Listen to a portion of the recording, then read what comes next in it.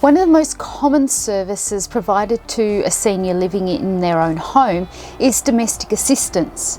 But what is domestic assistance? Is it just a fancy name for a cleaning service, or is it more than that? Well, that's today's topic.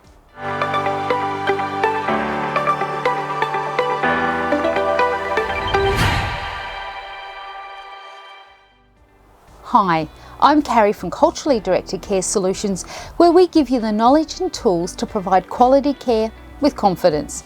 If aged care is your thing, then consider subscribing so you can stay up to date with the latest industry concepts and programs. Now, in this series, we're taking a look at the different aged care service types and what is included or excluded under each of them. The aim is to help aged care staff and potentially their clients understand why you may or may not be able to do something. Domestic assistance is a service that is designed to keep a client's home clean and safe to live in. And it includes helping the person to maintain general tidiness so that risks that might arise from unclean living conditions and trip hazards are reduced. Aged care providers generally don't provide a full cleaning service. It's more about working with the older person to keep their home clean by doing some of the tasks that they find most difficult. Things like pushing a vacuum around or taking heavy wet clothes or sheets out of the washing machine and then hanging them out. These tasks can become more difficult for people as they get older due to the aging process and health problems like arthritis and osteoporosis. Because the aim of programs like the Commonwealth Home Support Program or home care packages is to help older people remain as independent for as long as possible, the domestic assistance service will probably focus on working alongside the person as much as possible, not doing everything. And it's for this reason that staff should only complete the tasks that are listed on the person's service plan or cleaning task list provided by their supervisor. These will be the tasks that have been identified, discussed and planned by the assessor or care planner with the client. So what does domestic assistance provide? Well, if we look at the programs like Commonwealth Home Support Program and look at it from the viewpoint of helping an older person to remain living at home safely, what sort of duties might be expected, keeping in mind that domestic assistance services must directly relate to supporting the client's safety in the home? Well, here are some of the supports commonly provided. Sweeping, mopping and vacuuming the client's personal spaces, or if the person lives with other people who are not on the program and not in need of supports, for example, they're living in part of the home with their extended family, then this might be limited to their bedroom and a sitting room that they use. Washing clothes and linen bedding used by the client and hanging them out on the line to dry or putting them into a dryer.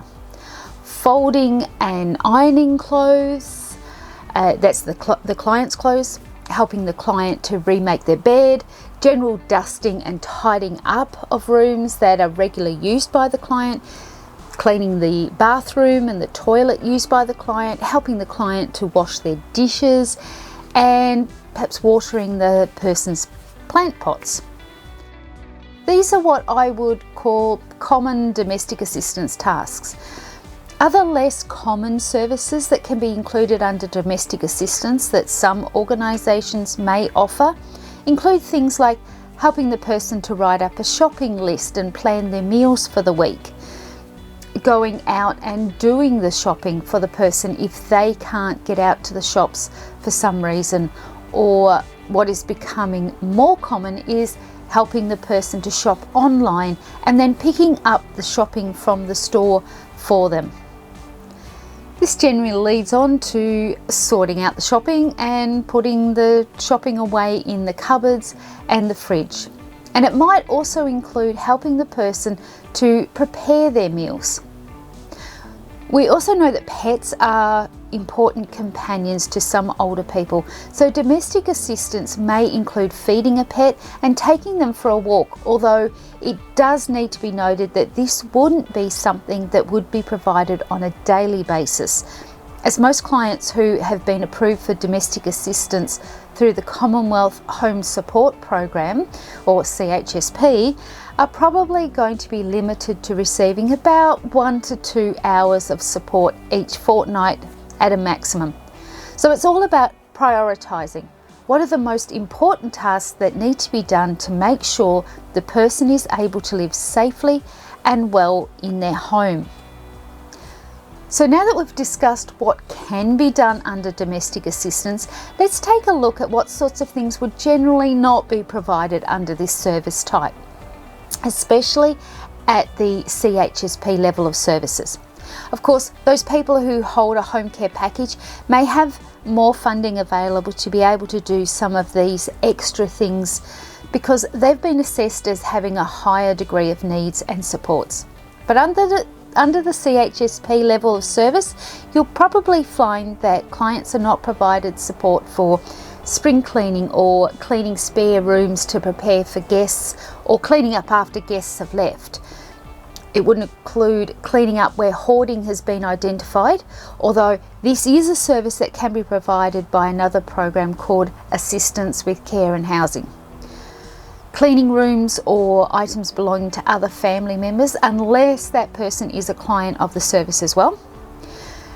Cleaning out cupboards and fridges, and by that I mean deep cleaning. You might wipe over the fridge and put things away, but usually a staff member wouldn't be regularly pulling everything out of the cupboard or fridge to clean it. The same goes for things like defrosting freezers. Cleaning ovens may or may not be a service that's provided, but generally it's limited to a light clean only, with no harsh cleaning products to be used, and that goes for all cleaning products used by the staff when providing domestic assistance. Cleaning of showers and bathrooms is a normal service, but doing things like scrubbing tiles and bleaching the grout wouldn't be. Washing windows and curtains is usually not a CHSP level service, neither is rehanging curtains that have been dry cleaned, although this service, like cleaning overhead fans, might be able to be provided through the home maintenance service type if that's available. Staff are also not expected to move large furniture like couches and armchairs around. This would include moving heavy furniture to vacuum or sweep behind or under them. This is really just common sense to prevent a workplace injury. Dusting and wiping delicate items like china figurines is something that is also probably best left to the client or a professional. I mean, I'd hate to chip someone's prized possessions if I was a support worker. Cleaning up after pets might be part of a domestic assistance service, but it's often not something that is done because of the risk of infections to the staff member if they're handling things like used kitty litter, especially if the litter tray is not changed very regularly.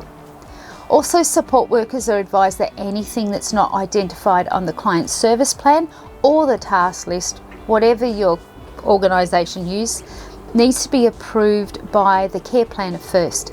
Doing additional tasks may seem harmless, but it can end up creating dependencies in clients, which weakens their independence, which is the opposite of what aged care services are meant to do. Now, if your organisation has a subscription to the CDCS Total Quality Package, you can access the staff info shares, which are like short toolbox talks, or the service type fact sheets that can be provided to your clients. These have some more information on this topic, including the expectations on clients receiving this service type. But I'll leave you with this reminder about domestic assistance. It's not just about cleaning, it's about supporting the person's independence and well-being. Until the next video then, keep caring, and I'll see you again soon when we look at unpacking further service types.